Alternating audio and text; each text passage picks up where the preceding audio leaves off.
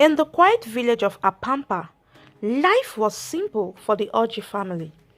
Mr. and Mrs. Orji lived in a modest home with their two daughters, Adaobi and Amaka. Adaobi, the eldest at 26 years, was known for her beauty, obedience, and kind-hearted nature. She was the pride of her mother, Mrs. Orji, who, though not their biological mother, treated both daughters with equal love. Amaka, 24 years old, was Adaobi's opposite in every sense, arrogant, spoiled, and entitled.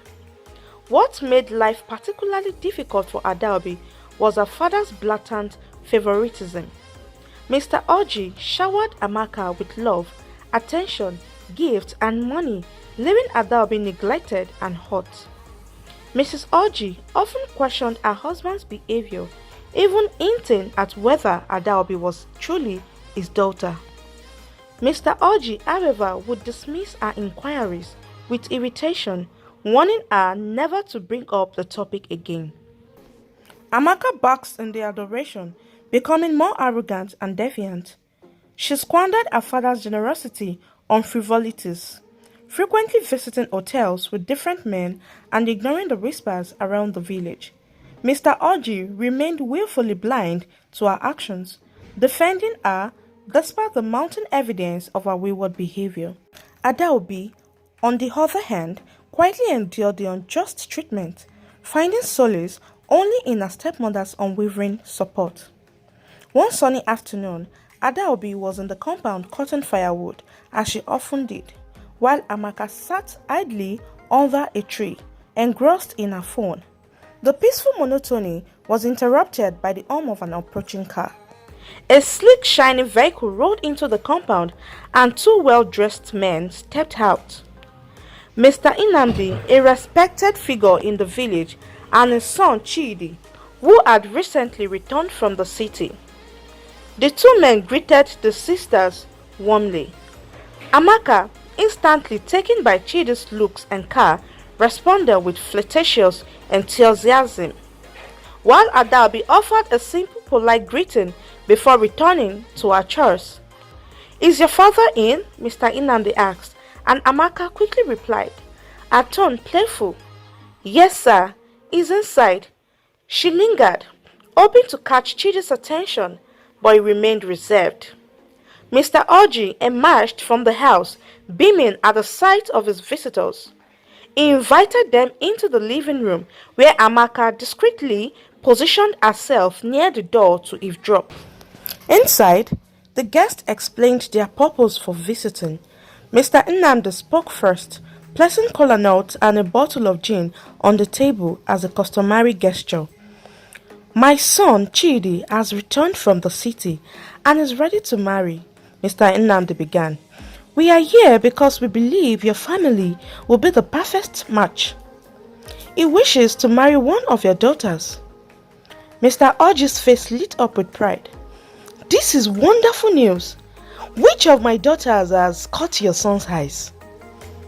Chidi, seated beside his father, smiled but remained silent. Mr. Nnamdi clarified. "He hasn't decided yet. He had liked to meet and talk to both girls before making his choice." Eagerly, Mr. Orji called for his daughters. Adaobi entered first, her hands still dusty from her chores.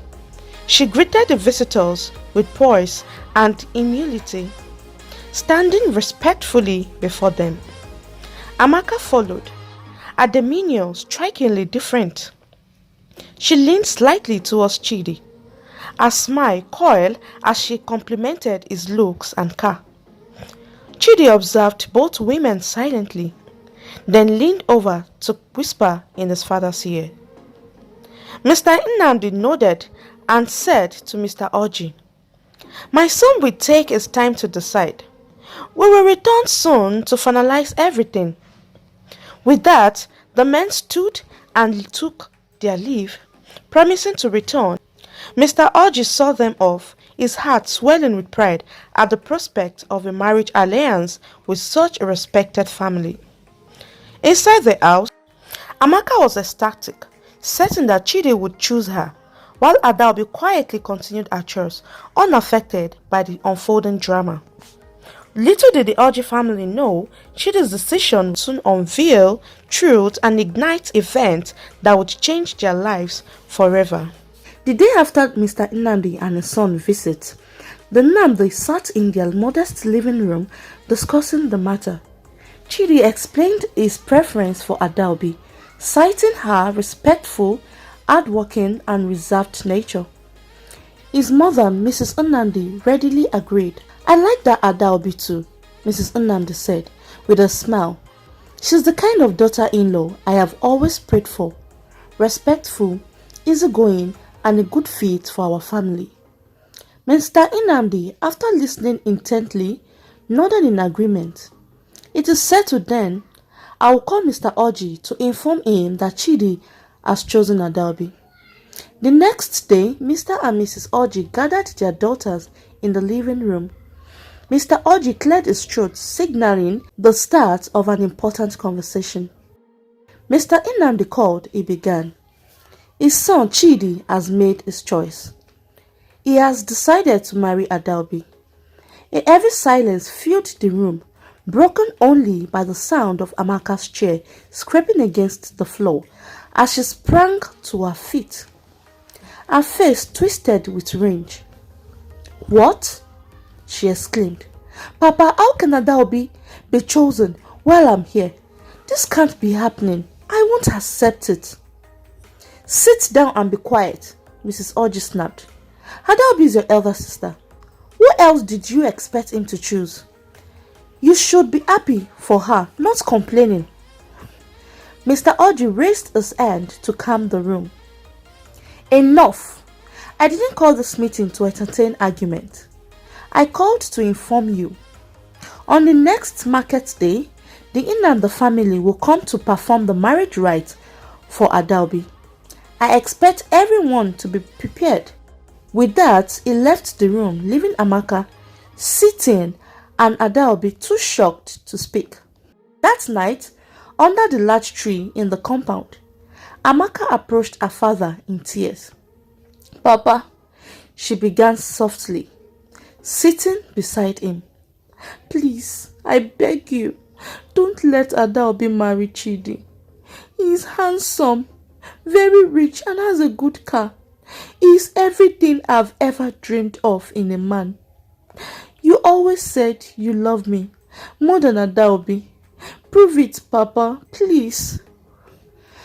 Mr. Hodge sighed, his heart aching at his favorite daughter's distress.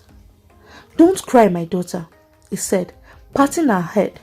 "It is true I love you more than Adaobi, and I can't stand to see you unhappy. I have been thinking of a way to make Chidi choose you instead, and I know what to do, trust me." Amaka's face lit up. "Thank you, Papa," she exclaimed, hugging him tightly. The next morning, Mr. Orji and Amaka went to Adaobi's room while she was outside. Rummaging through her belongings, they planted the king's sacred staff stolen earlier that day inside her bag. When Adaobi and Mrs. Orji returned to the room, Amaka screamed, holding up the staff. "Thief! Thief! Oh, come and see thief!" Amaka cried. "How did the king's staff end up in your bag?" Adaobi stared in shock. "I am not a thief. I swear, I don't know how it got there," she pleaded, tears streaming down her face. Mrs. Orji stepped forward, her voice firm. "My husband, Adaobi is not a thief. Let's keep this between us and resolve it as a family." But Mr. Orji's face darkened with anger. "Never! This is an abomination. I will take her to the king myself." Ignoring Adaobi's tearful pleas, he marched her to the palace. There, he accused her of stealing the sacred staff. The king was furious. "How dare you steal my staff? This is a great offense," he roared. Adaobi knelt before him sobbing. "I didn't steal it, my king. This is a setup. Please, please, I need you to believe me." But her pleas fell on deaf ears. The king, enraged, declared her banished from the kingdom. Heartbroken and humiliated, Adaobi was forced to live with nothing but the clothes she had on. The next day, Mr. Oji invited Mr. Inamdi and Chidi to his home. He explained Adaobi's banishment and proposed Amaka as a replacement bride. Chidi and his father were uneasy about the suggestion, but with the wedding date approaching and Chidi needing to return to the city, they reluctantly agreed. On the next market day, a lavish traditional wedding was held for Chidi and Amaka. 3 days later, the couple left for the city to begin their new life. But the seeds of deceit and betrayal planted by Mr. Oji and Amaka will soon bear bitter fruit as life in the city would prove to be nothing like the fairy tale Amaka had imagined. Amaka and Chidi's life in the city began as a picture-perfect dream. They lived in luxury, bought expensive things, and enjoyed each other's company. Amaka made sure to prepare Chidi's meals before and after work, catering to his every need. Their evenings were filled with laughter, shared meals, and romantic moments. To the outside world, they seemed like the perfect couples, but their happiness was only a fragile illusion. Meanwhile, far from the comfort of Amaka's newfound life, Adaobi wandered in the city street, alone and destitute. The sting of her banishment weighed heavily on her heart, but she pressed on, hoping for a miracle. One fateful day, as she crossed a busy street lost in thought, a reckless driver hit her and sped off without looking back. Left almost lifeless on the road, she was surrounded by sympathizers who quickly rushed her to the hospital. The kind-hearted doctor who treated her was moved by her story when she recounted how she had been framed and banished from her village. Feeling pity for her, he not only ensured she received the best care, but also gave her a substantial amount of money, along with clothes and bag to carry her belongings. After her recovery and discharge from the hospital, Adaobi continued her wandering, still searching for a foothold in an unfamiliar city. One day, as she wandered the bustling street, a thief snatched her bag, which held all her valuables. Adaobi screamed for help, but no one came to her aid. She collapsed on the spot, overcome with despair, and began to weep bitterly. Her cries caught the attention of a young lady named Rosaline, who had been observing from a distance. Rosaline, about Adaobi's age, approached her with compassion and offered her comfort. After hearing Adaobi's story, Rosaline invited her to stay in her modest room. Adaobi, filled with gratitude and a renewed sense of hope, accepted the offer. Rosaline made a living hawking bottled water and soft drink on the street, and soon she introduced Adaobi to the business. Together they hustled, running after vehicles to sell their goods. Though life was hard, Adaobi found joy in the simplicity of her new life and was grateful for the second chance. Back in the city, Amaka and Chidi's seemingly perfect life began to unravel. After several months of marriage, they found themselves unable to conceive a child. They tried everything, traditional remedies, prayers, and medical consultations, but nothing worked. Desperate for answers, they decided to visit a specialist. The doctor's findings shattered their world. Amaka was diagnosed with irreversible damage to her womb, a result of her reckless lifestyle in the village. The news hit Chidi like a thunderbolt. He had always dreamed of having children, and this revelation filled him with bitterness and regret. Back at home, his frustration boiled over.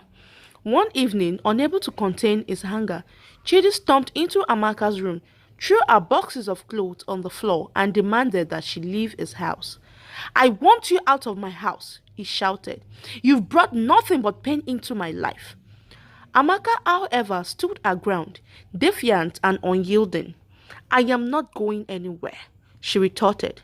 "We took vows, remember? For better or worse, and I'm not leaving unless you want me to expose your little secret." Chidi froze, his face pale. Only Amaka knew the secret he had been hiding. A truth so dangerous it could ruin him if revealed. Amaka had used this knowledge to control him, ensuring he couldn't send her away despite their misery. Trapped by his own past, Chidi had no choice but to let her stay. Their once happy home became a prison of pain, secret, and resentment. Though they continued to live under the same roof, their lives were marked by cold silence and unspoken tensions. The weight of their individual guilt and regret hung heavy in the air, making their existence a daily torment. As Amaka and Chidi grappled with their fractured marriage, Adaobi strived in a modest life with Roslyn. Though she sold water and soft drink on the street, her heart was light, and she carried herself with dignity and grace. Little did any of them know, fate had a way of weaving their lives together again. One day, as Chidi was driving along a busy city road, he suddenly felt thirsty and decided to buy some water. He slowed down and called out to a hawker selling water by the roadside. As he reached for his wallet to pay, he looked up and froze in shock. It was Adaobi. "Adaobi, what are you doing here?" Chidi asked, his face etched with disbelief. Adaobi, equally stunned, exclaimed, "Chidi, is it really you? Roslyn, oh, come and see my sister's husband who lives here in the city." Roslyn, who had been nearby, rushed over and greeted Chidi politely. "Good afternoon, sir," she said. Chidi nodded in response. Adaobi explained, "Well, Chidi, after I was banished from the village, I came to the city. If not for Roslyn, a friend like a sister who took me in, only God knows where I would have ended up. She introduced me to this business, and that is how I've been surviving." Chidi sighed heavily, visibly moved. "We need to talk, Adaobi. Can you come with me to my house? Your friend can come too if she wants," he pleaded. Adaobi hesitated. "No, I just started selling for the day. I can't leave without selling anything," she explained. "Don't worry," Chidi assured her. "I will pay for everything you and your friend are carrying. Just come with me." Reluctantly, Adaobi and Roslyn agreed. They hopped into Chidi's car and he drove them to his house. At the house, Amaka was overjoyed to see her sister. She embraced Adaobi warmly and began apologizing. "Ada, I am so sorry for the way I treated you. I was wrong and I promise to change. Please forgive me," Amaka pleaded. After much persuasion and heartfelt apologies, Adaobi forgave her sister. Amaka insisted that Adaobi stay with them, promising to take care of her and provide for her so she could stop hawking. Though hesitant at first, Adaobi finally agreed. She returned to Roslyn's house one last time to collect her belongings, bidding her friend an emotional goodbye. Once Adaobi moved in with Chidi and Amaka, her life seemed to take a turn for the better. They bought her new clothes, shoes, and bags, and she was treated to good food and comfort. For the first time in a long while, Adaobi felt happy. However, unbeknownst to her, Amaka and Chidi had sinister plans brewing. One evening, Amaka handed Adaobi a bottle of red wine, claiming it was a gift to celebrate their reunion. Trusting her sister, Adaobi drank it, not knowing it was laced with a drug. She soon fell into a deep, intoxicated sleep on the couch. Chidi took advantage of her vulnerability state and laid with her while she was unaware. The next morning, Adaobi woke up feeling weak and disoriented. She suspected something terrible had happened but couldn't piece it together. Confronting Chidi, she demanded answers. He admitted to being the one who had taken advantage of her, blaming his actions on being drunk. Devastated, Adaobi ran to her room and broke down in tears, unable to comprehend the betrayal. She didn't tell Amaka about what had happened, fearing it would worsen the situation. Weeks later, Adaobi began feeling unwell. Amaka took her to the hospital where they discovered she was pregnant. Amaka was overjoyed at the news, leaving Adaobi more confused than she was. Back home, Adaobi packed her bag, determined to leave the house, but Amaka stopped her. "Why would you live with my husband's child in your womb?" Adaobi stared at her in shock. "You knew?" "Amaka, So you knew Chidi is responsible for my pregnancy? Yes, I know, Amaka admitted calmly. The only man in this house is Chidi, and I know you aren't a wayward person. See, don't worry, I will take very good care of you. Amaka's reassurance only added to Adaobi's despair. A week after Adaobi realized that she was pregnant, Amaka also lied to her sister that she was also pregnant. Though in truth, Amaka was never pregnant. She and Chidi had devised a cruel plan. They would drug Adaobi, use her to conceive a child, and then claim the baby as their own. When the time came, both women went into labor, but only Adaobi gave birth. Amaka and Chidi lied to her, saying her baby had died at birth. Heartbroken, Adaobi cried for days over the loss of her child. To ensure she wouldn't suspect the truth, Chidi and Amaka worked with a corrupt doctor who secretly injected Adaobi with drugs that gradually drove her insane. Occasionally, Amaka would bring her son to Adaobi, claiming the baby wouldn't take her breast milk. Unaware that the child was her own, Adaobi would lovingly breastfeed him. The injections eventually took a toll, and Adaobi lost her sanity completely. Chidi took her far away from their home and abandoned her, ensuring she could never return to expose their evil deeds. One day, as Amaka struggled to console her crying baby, she grew increasingly frustrated. She had tried everything, yet the child wouldn't stop crying. Desperate for help, she invited her stepmother to come care for the baby. However, the stepmother refused to stay, deeply troubled by Adaobi's plight. I can't stay here, knowing my Adaobi is on the streets, mad and abandoned. Her condition haunts me, the stepmother said before leaving heartbroken and returning to the village. Left alone with the child, Amaka became more irritated by his constant cries. Her frustration grew and she often lashed out, lamenting about her inability to control him. One day, while breastfeeding the baby, the ghost of Adobe's late mother, Nneka, appeared, attempting to take the child from her. Amaka screamed in terror and the ghost vanished, leaving her shaken. Whenever Chidi commented on her poor parenting, Amaka would threaten to expose his secret, rendering him powerless to speak further. This tense and dysfunctional environment continued until the boy, Raymond, turned 6. One evening, as the family watched television in the living room, Raymond suddenly said, "Mom, I had that dream again. A mad woman keeps telling me she's my real mother and that she will come for me soon." Amaka and Chidi froze in shock. Amaka quickly scolded the boy. "I am your mother, Raymond. No one is taking you away from me. Now go to your room," she said, trying to mask her fear. But deep down, Amaka was disturbed by Raymond's words, sensing that Adaobi might still pose a threat. One day, Roslyn, Adobe's old friend, came searching for her at Amaka's house. The gatekeeper, however, refused to let her in, stating that no one named Adobe lived there. Meanwhile, Adobe continued wandering the street until one day, her late mother's spirit appeared to her. "Adobe," the ghost said, "I am Nneka, your mother. Now is the time to reclaim what is rightfully yours before it is too late."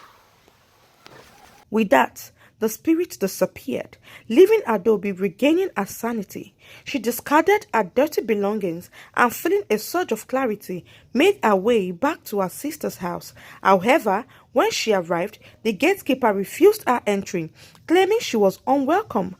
Just as she was being turned away, Chidi and Amaka arrived home with Raymond. Adobe ran into the compound, ignoring the gatekeeper. The moment Raymond saw her, he ran to her, hugging her tightly and calling her, "Mom!" Furious, Amaka pulled Raymond away and shouted, "She is mad! She can't be your mother!" Chidi and Amaka then chased Adobe out of the house, leaving her in tears. As Adaobi walked the street, she unexpectedly met Roslyn, who was now living a successful life. Roslyn explained how a man she helped while hawking had returned the favor by funding her education, helping her graduate from the university, and even buying her a car and getting her a good job. Overjoyed to see Adaobi, Roslyn invited her into the car, where Adaobi tearfully recounted her ordeal. Roslyn vowed to help her friend. Shortly after, Chidi and Amaka received a court summons accusing them of child adoption. The letter left them in shock and fear. They couldn't believe that Adaobi had managed to get someone to fight for her. Meanwhile, the king of their village summoned Chidi for a meeting. Chidi and Amaka traveled to the village, where they found Amaka's father, Oji, sitting outside the palace with a large swollen belly, writhing in pain. Oji began confessing his crimes in front of the gathered crowd. He revealed that Adaobi was not his biological daughter, but the child of his late younger sister. He admitted to treating her poorly because he never truly saw her as his own. He also confessed to framing Adaobi by planting the king's staff into her bag, ensuring her banishment from the village. The crowd gasped in disbelief at Oji's wickedness. The king then turned his attention to Chidi, demanding to know why he conspired with Amaka to steal Adaobi's child. Chidi admitted that Amaka had blackmailed him by threatening to reveal a secret. He had once slept with his boss wife under the influence of alcohol. Chidi also confessed to revealing the secret to his boss, who surprisingly forgave him. The king then demanded an explanation from Amaka. In tears, Amaka confessed, "My father made me hate Adaobi, saying she was not my sister but my cousin. I was jealous because she seemed perfect and always lucky. I am so sorry for all the pain I caused her." The king, disgusted by their actions, delivered his judgment. "I hereby banish you, Amaka, and your father Oji from this kingdom. You are never to set foot here again." Amaka burst into tears as she and her father were escorted out of the village, their wicked deeds finally catching up with them. The end.